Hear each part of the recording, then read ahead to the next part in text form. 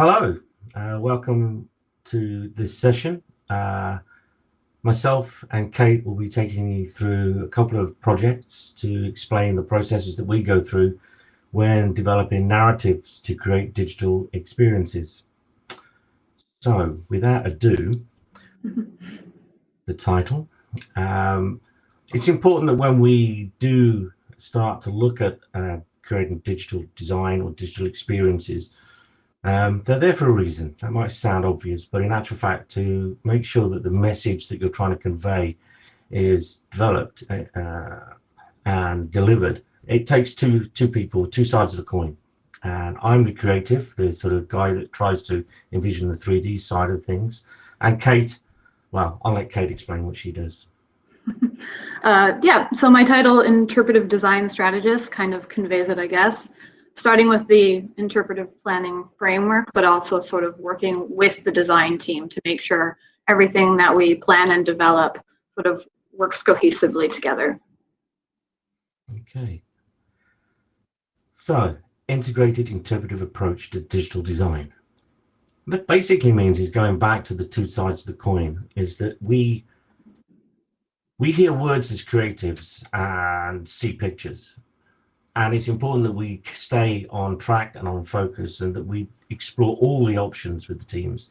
And to that extent, we run interpretive planning, master planning, and thematic theme developments parallel with the design process so that the visitor experience in terms of the physical space is matched with the emotional and the rationale side of the interpretive messaging side of things. So you get an holistic visitor experience, or a narrative space, as some people call it.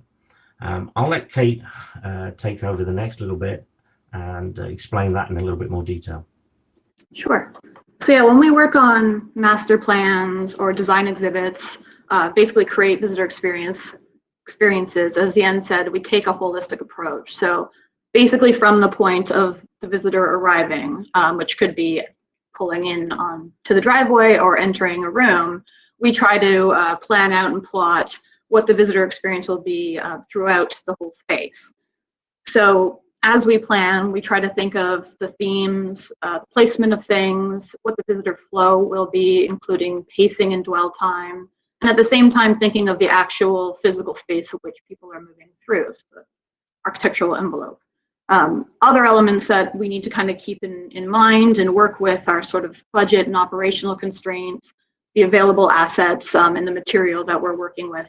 All of these inform the plan that we sort of create, both master and interpretive plans. So to ensure all elements are considered and that we're not missing anything, we often establish ideas and options, and we go through a really iterative process of review and testing, sort of with the whole team. It's critical here that interpretation and design work hand in hand so that we can ensure we're creating an effective narrative-focused experience for visitors. Okay. Pass it back to you, Jan. So, look about that iterative process. I think throughout the whole creative process when we're designing museums, visitor centers, and looking at digital installations, there's at no one point in time where it's a done deal. The whole process is iterative, and to try and get the best out of that process, as I mentioned earlier, these are some of my sketchbooks from various projects. We take on board all of the kind of drivers from projects, budgets, architectural kind of interfaces, visitor flow, dwell time, assets, etc. And that can generate an awful lot of ideas, which is great. And we like to workshop those and work collaboratively with the wider client teams in terms of the message and the architecture and the visitor experience. But also sometimes we start working with actual media producers, because the word collaboration is a very sort of broad church, and the more specialisms and ideas and skill sets you can get on board early on, it's really useful. But of course you do need to maintain the vision. And it's quite easy to have too many chefs, as we say, and so keeping that vision is quite often the job of the interpretive designers and the interpretive planners, but all ideas are welcome, and that's an amazing journey for everybody. It's very exciting. I just add one more thing, is that when we talk about media, we're not always talking about screen-based stuff. I mean, obviously there's a large sort of transition from sort of installation almost like 3D mapping, experiential type things nowadays, to almost kind of more ambient senses of media. And all of these are part of the toolbox that we can dip into. So sometimes media is not linear, sometimes it's very sort of didactic, and other times it's purely just beautiful to set an emotion. So we want to explore all of those things. So I will hand back to Kate. Great. So one other thing to consider in our process is sort of how we get from that early ideas, beautiful sketches, good plans, to something that we are able to send out to different media developers and other people that might want to then take it to the next step with us. So we usually call these media briefs, but essentially they sort of set the parameters of that media piece that we're developing. So to get here, what we usually do is have multiple workshops where we discuss and confirm who the key audiences are, what our learning and emotional objectives will be, and make sure that these sort of elements are set and clear in the media brief, so that, as Jan said, that vision can be maintained from the beginning. We also include benchmarking examples and storyboarding to make sure that there's consensus among the team and that everyone is sort of understanding the same thing and where we're at. So media briefs essentially bring together all of these components that we've discussed and set those parameters for the media, including even hardware solutions, what those assets are that are available to work with, format for the media piece, as Jan said, not necessarily sort of screen-based. It could be audio or sensory or something else. Yeah, those storyboards there are very typical of a non-linear or non-sort of screen-based. They're actually from a 3D mapping exercise for the Museum of Ulster that we did about 12 years ago now, I think. So those drawings represent about 40 feet high, absolutely massive space, and trying to convey that concept to the client was incredibly difficult. They understood what we wanted to say and what they wanted to say, but I'll just move on if that's okay, Kate. Yeah. Sure.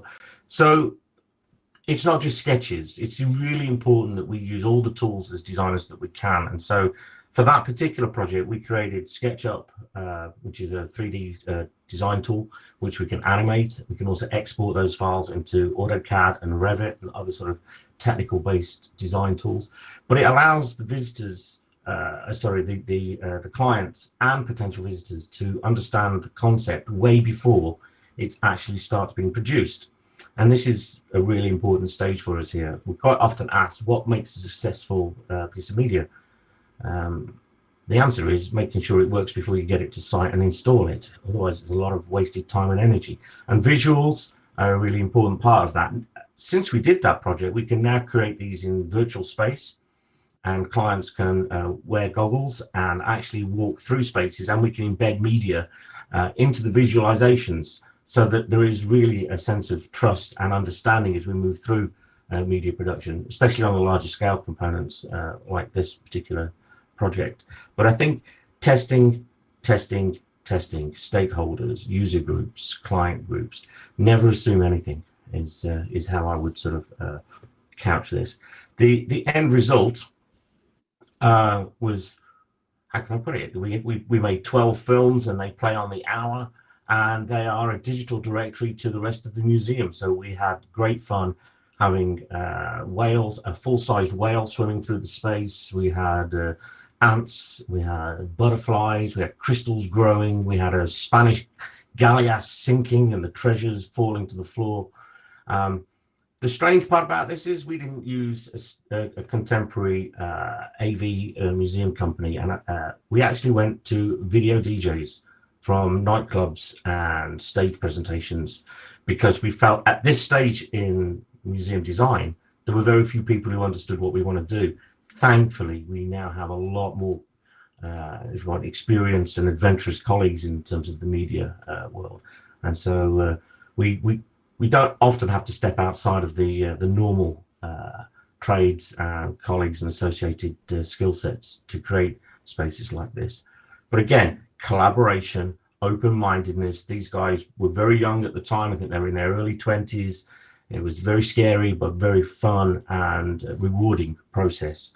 which is important because we all put a lot of time and effort into our work, and you know, not only do you want success, but if it's not fun, hey, come on, it's it makes for a long day. So, talking of long days and projects, let's get on to some projects. I'm going to hand over to Kate again, and she's going to take you through a case study. Sure. So as Jan said, we'll just kind of illustrate what we're talking about our process and sort of developing these pieces. The first case study is the Ice Age Fossils State Park in North Las Vegas, Nevada. So as you can see, there's not much here yet. January 2018, the state, the Nevada Division of State Parks sort of announced a new park that would be opening. It'll open in 2021. It's a new 315-acre park in Nevada.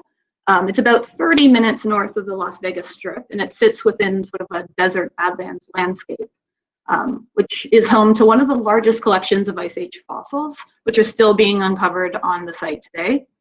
So we started working with the Nevada Division of State Parks in 2018 to help them undertake master planning, interpretive planning, and design services for their new visitor center and the surrounding trails.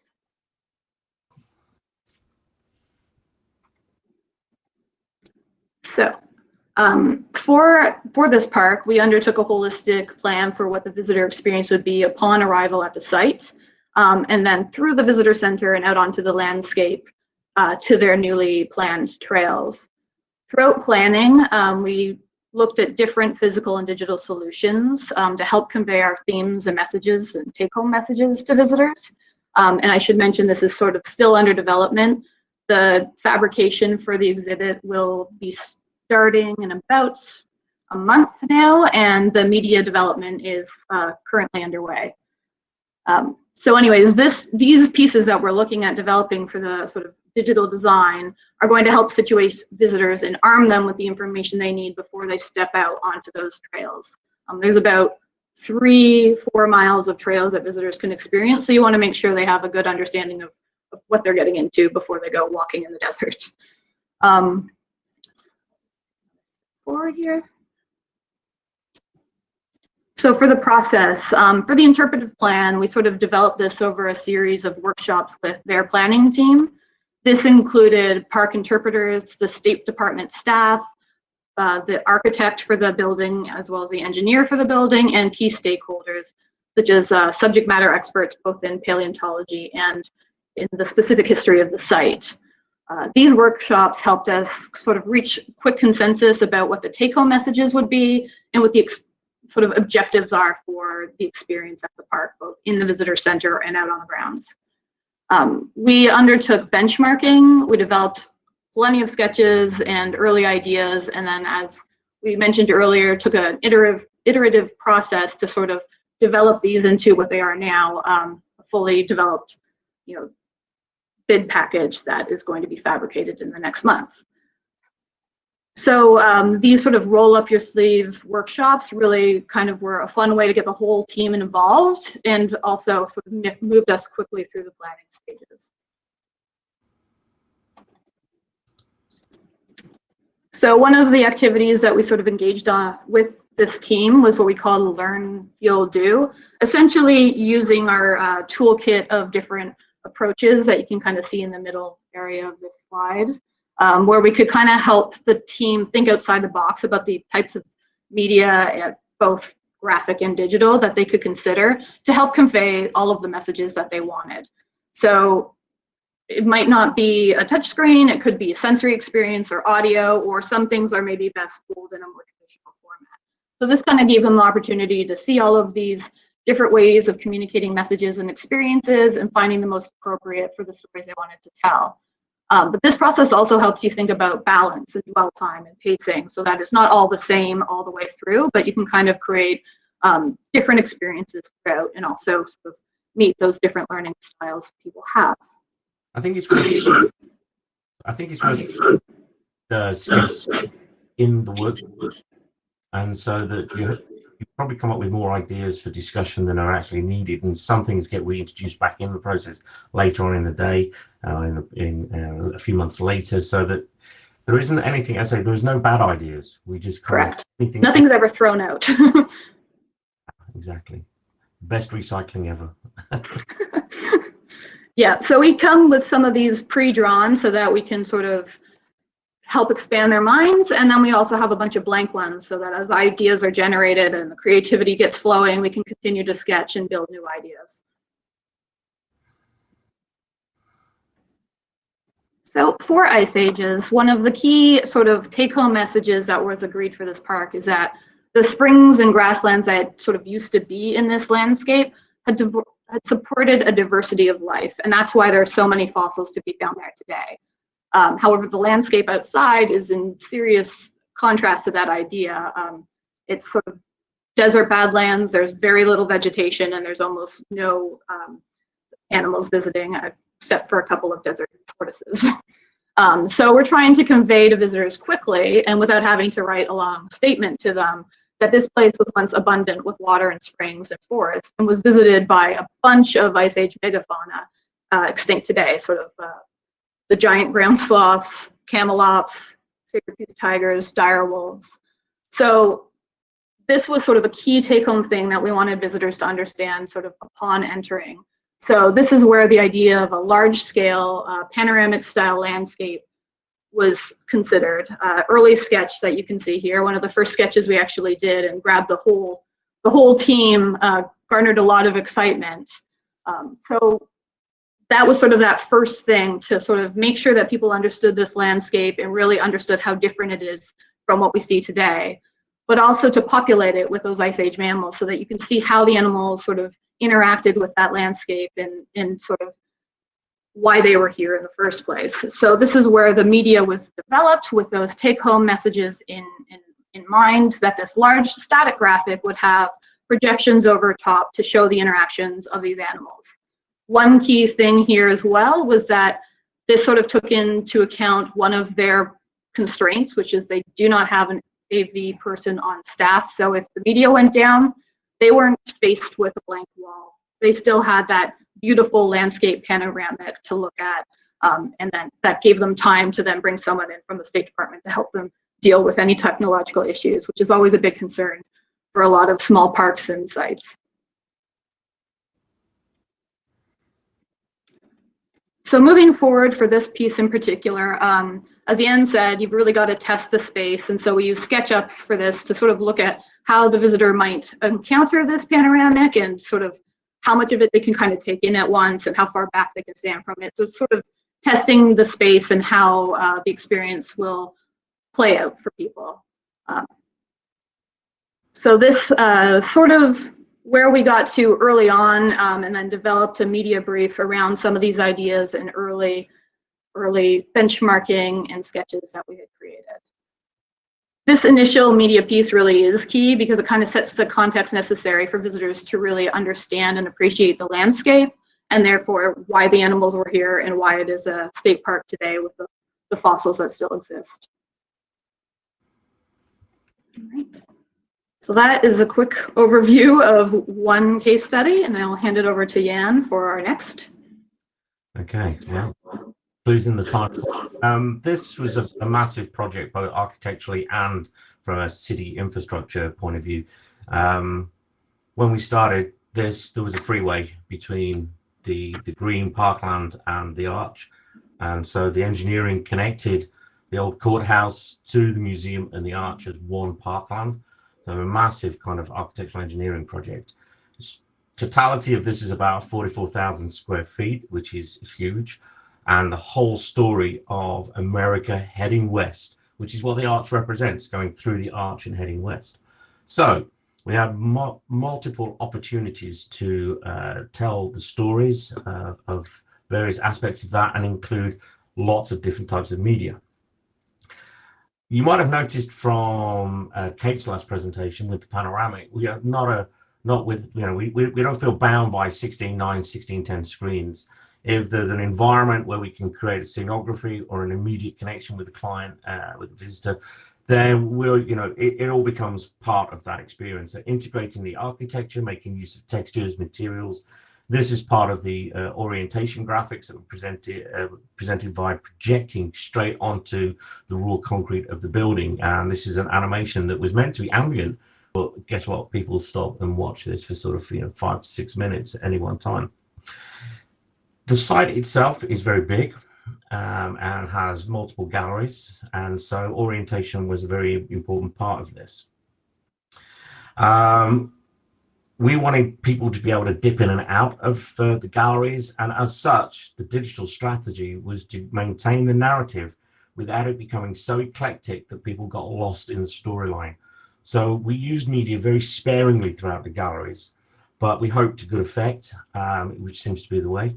And that we also then had to also choreograph a lot of the sound within those galleries. I think there's quite a few people listening in today might appreciate that when you've got 5 or 6 different pieces of audio in a space, the cacophony that can occur is very distracting. So again, it's a common thing, but we set the levels for audios actually in the space, walking the space, set the levels and walk around the space and design the soundscape with the hardware. Another sketch. We do a lot of sketches, but it does help convey an awful lot. Once you're in through the entrance at the Gateway Museum, you can see here we have 6 main thematic galleries, and each of them has a character, but there is almost an organic kind of fluidity to the way the galleries are separated, isolated, to allow focus on those stories. And each one of those has an iconic central piece, and the narratives radiate out from those, and with media integrated into high-level, ambient, as well as touchscreens, didactic, information, databases, etc. So lots of hierarchy in the digital structuring. I actually have forgotten how many pieces of digital installation, how many installations there are here, but I have a feeling from memory it was nearly 100 plus media briefs that were created. Right. Yeah. Got the scars somewhere to prove that it's but it also means that we did some really cool things that I've rarely seen before. This back projection screen is actually aquarium acrylic, 50mm, 2 inches thick back projection, so that when the audiences or the visitors arrived, there was a series of blades, big blades that were back projected, and you were heading west with the wagon trains, with the buffalo, and with people. And that was the heart of it. It's a people-based story in a new landscape. So we used this video without a real narrative other than a massive overarching message that people headed west. And that's what you're doing now. There was a big floor graphic, and this is quite nice. A lot of R&D to make sure the technologies worked, and not just from a filmic or hardware point of view and software, but actually structurally mounting the screens into the floor, etc., to make them work. They're incredibly robust. They're aquarium screens, incredibly strong. In contrast, I'm going to stick with some big stuff. We had the Wonder Wall. This was towards the end of the museum where you were about to then go up into the arch. So this, I think, was 56, 52-inch or bigger screens that basically were a collage of why the arch existed, how it was built, and how it's maintained, and what does it mean to the people of St. Louis and the people of North America. So it was a fantastic testament to the whole thing about heading west, Jefferson's sort of vision for opening up America and the Midwest. But also worth noting that whilst we storyboarded this in quite a traditional sense, when you have a project of this scale that invests that much money in hardware, this could also be given over to corporate events. So part of the remit wasn't just to create this fantastic kind of destination wonder wall of why the arch exists, but guess what? Functions, fundraisers, seasonal elements. You can change this whole thing out relatively simply by changing up the software. It was quite a simple process.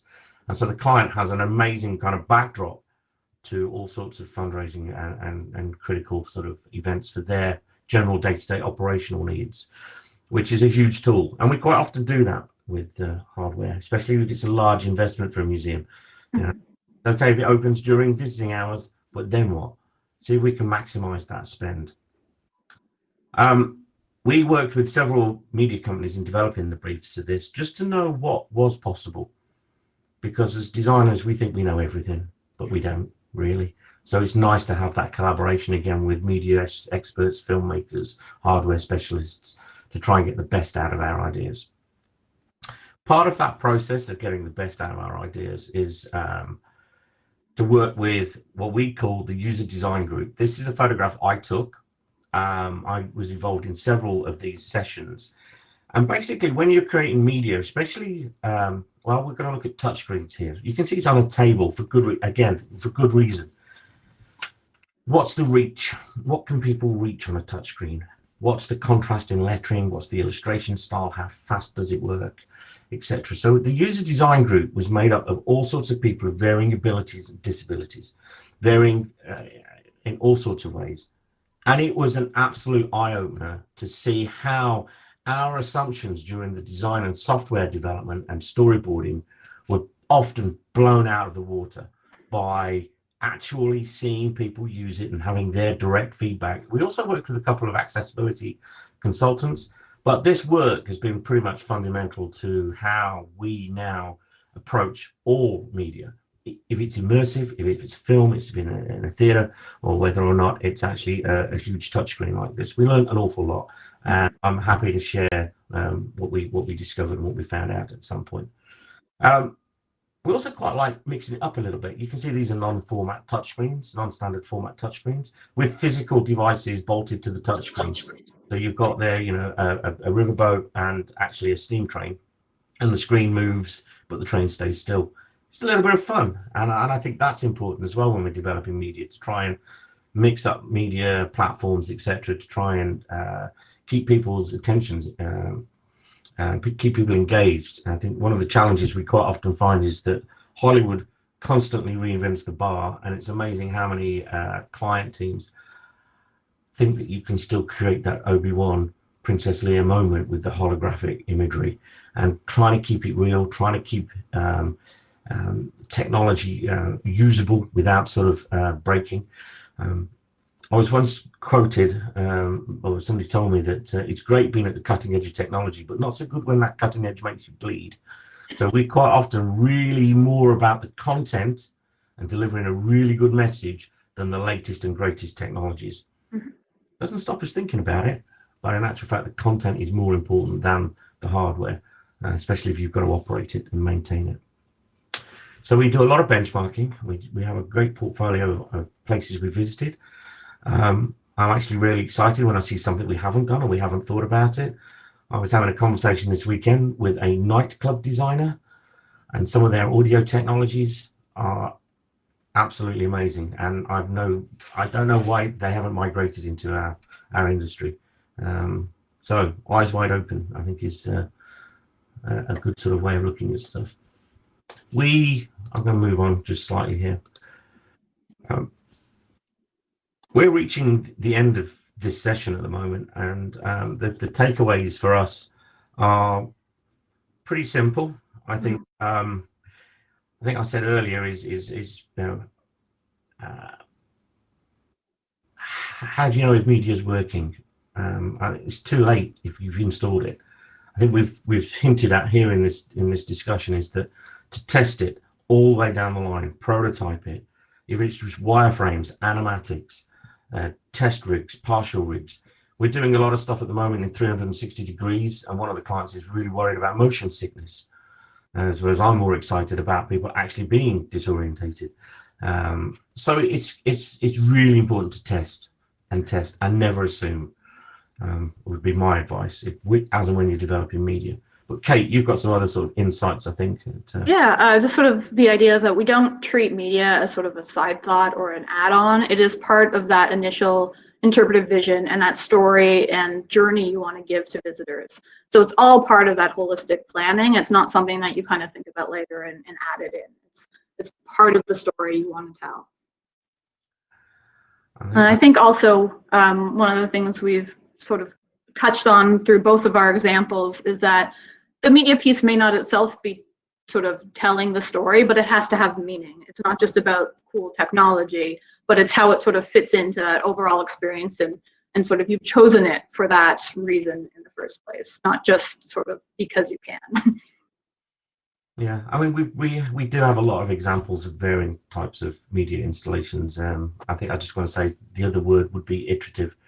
Never close the door on those ideas all the way through the process, because people sometimes need a catalyst to be able to think a little bit further than the obvious. So sometimes when you see a beta or an alpha test, well, maybe not the alpha, a bit late in the day, but when you see some of these pieces coming from media producers and you're testing them, that's when the project can just take a little swing left or right and for the better. And it's a bold and brave move to be able to embrace those changes, but it's quite often for the better, for the good. Definitely. Okay, so that pretty much draws us to close. I think, which surprises me. I think if we can open this up to if anybody has any immediate questions, that would be pretty cool. We'll allow, Do our best to answer. yeah.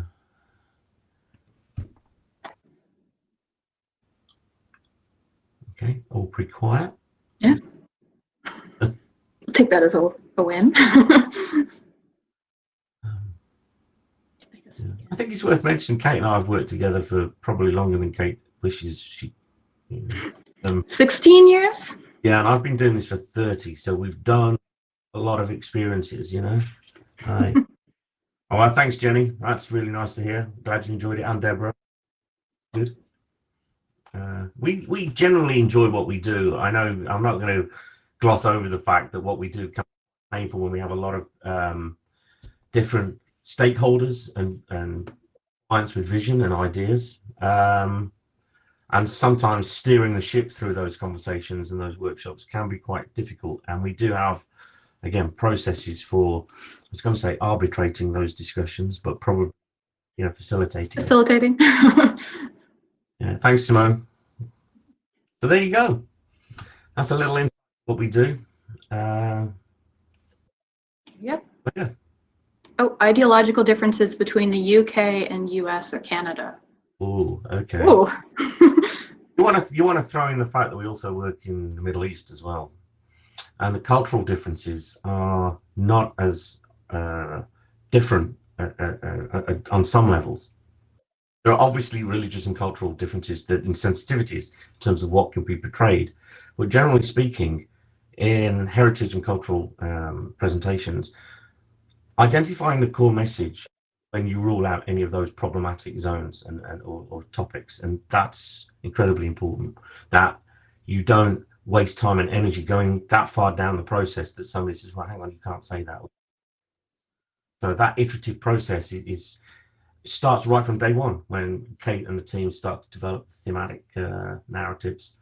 Absolutely. And there's sort of no-go zones. Oh, I see another question. Do you think that digital design does not fit old places like old home museums, that it breaks the atmosphere? That's incredibly interesting. I don't know whether I can answer that. Sure. Okay.